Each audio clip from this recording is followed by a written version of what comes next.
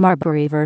Madison of 1803, Chief Justice Marshall delivered the opinion of the court. At the last term on the affidavits then read and filed with the clerk, a rule was granted in this case, requiring the Secretary of State to show cause why mandamus should not issue, directing him to deliver to William Marbury his commission as a Justice of the Peace for the County of Washington, in the District of Columbia. No cause has been shown, and the present motion is for a mandamus. The peculiar delicacy of this case, the novelty of some of its circumstances, and the real difficulty attending the points which occur in it, require a complete exposition of the principles on which the opinion to be given by the court is founded. In the order in which the court has viewed this subject, the following questions have been considered and decided. First, has the applicant a right to the commission he demands? Second, if he has a right, and that right has been violated, do the laws of his country afford him a remedy?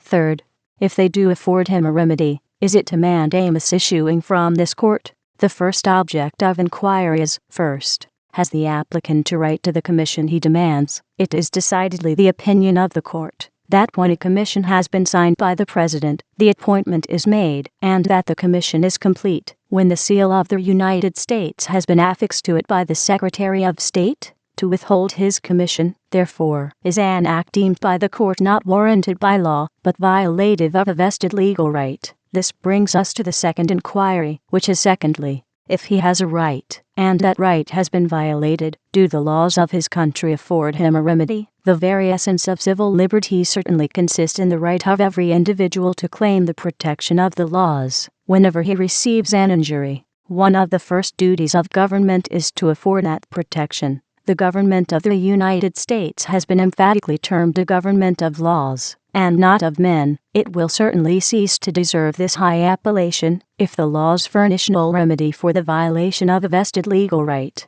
By the Constitution of the United States, the President is invested with certain important political powers, in the exercise of which he is to use his own discretion, and is accountable only to his country in his political character, and to his own conscience. To aid him in the performance of these duties, he is authorized to appoint certain officers, who act by his authority, and in conformity with his orders. In such cases, their acts are his acts, and whatever opinion may be entertained of the manner in which executive discretion may be used, still there exists, and can exist, no power to control that discretion. The subjects are political, they respect the nation, not individual rights, and being entrusted to the executive, the decision of the executive is conclusive.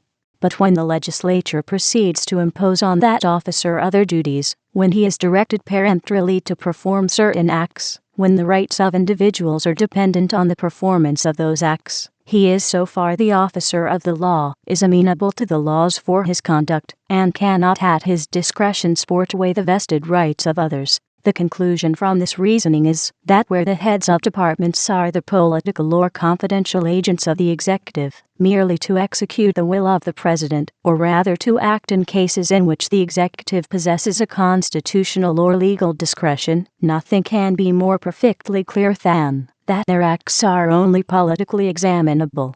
But where a specific duty is assigned by law, and individual rights depend upon the performance of that duty, it seems equally clear that the individual who considers himself injured has a right to resort to the laws of his country for a remedy. It is, then, the opinion of the court that Marbury has a right to the commission, a refusal to deliver which is a plain violation of that right, for which the laws of his country afford him a remedy. It remains to be inquired whether, thirdly, he is entitled to the remedy for which he applies. This depends on, first, the nature of the writ applied for, and, secondly, the power of this court. First, the nature of the writ. This, then, is a plain case for a mandamus, either to deliver the commission, or a copy of it from the record, and it only remains to be inquired whether it can issue from this court. The Act to establish the judicial courts of the United States authorizes the Supreme Court to issue writs of mandamus in cases warranted by the principles and usages of law to any courts appointed, or persons holding office,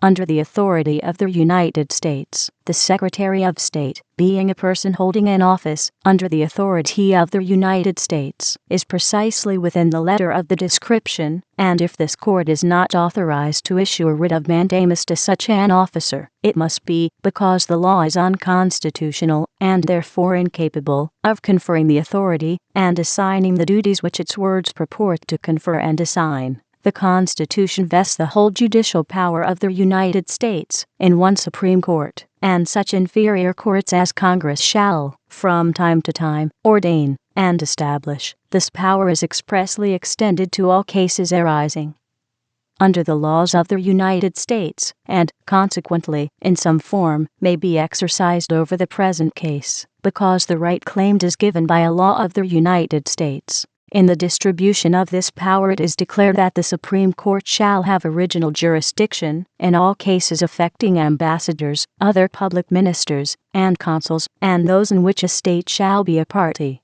In all other cases, the Supreme Court shall have appellate jurisdiction. It has been insisted at the bar that as the original grant of jurisdiction to the Supreme and inferior courts is general, and the clause assigning original jurisdiction to the Supreme Court contains no negative or restrictive words, the power remains to the legislature to assign original jurisdiction to that court in other cases than those specified in the article which has been recited, provided those cases belong to the judicial power of the United States. If it had been intended to leave it in the discretion of the legislature to apportion the judicial power between the Supreme and inferior courts according to the will of that body, it would certainly have been useless to have proceeded further than to have defined the judicial power and the tribunals in which it should be vested. The subsequent part of the section as mere surplusage is entirely without meaning.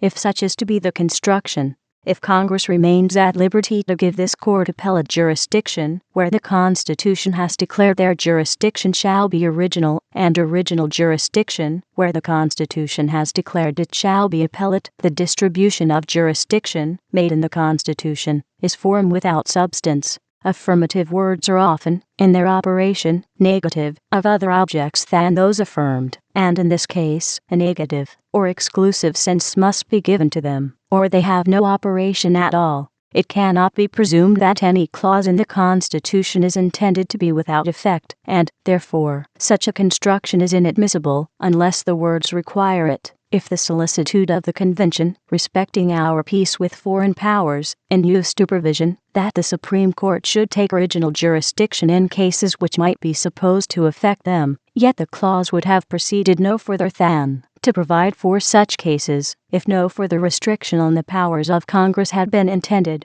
that they should have appellate jurisdiction in all other cases, with such exceptions as Congress might make, is no restriction, unless the words be deemed exclusive of original jurisdiction, when an instrument organizing fundamentally a judicial system divides it into one supreme and so many inferior courts as the legislature may ordain and establish, then enumerates its powers and proceeds so far to distribute them as to define the jurisdiction of the Supreme Court by declaring the cases in which it shall take original jurisdiction and that in others it shall take appellate jurisdiction. The plain import of the word seems to be that in one class of cases its jurisdiction is original and not appellate. In the other it is appellate and not original. If any other construction would render the clause inoperative, that is an additional reason for rejecting such other construction, and for adhering to their obvious meaning. To enable this court, then, to issue a mandamus, it must be shown to be an exercise of appellate jurisdiction, or to be necessary to enable them to exercise appellate jurisdiction. It has been stated at the bar that the appellate jurisdiction may be exercised in a variety of forms, and that if it be the will of the legislature that a mandamus should be used for that purpose, that will must be obeyed. This is true, yet the jurisdiction must be appellate, not original. It is the essential criterion of appellate jurisdiction that it revises and corrects the proceedings in a cause already instituted, and does not create that cause. Although, therefore, a mandamus may be directed to courts, yet to issue such a writ to an officer for the delivery of a paper is in effect the same as to sustain an original action for that paper, and, therefore, seems not to belong to appellate, but to original jurisdiction. Neither is it necessary in such a case as this to enable the court to exercise its appellate jurisdiction.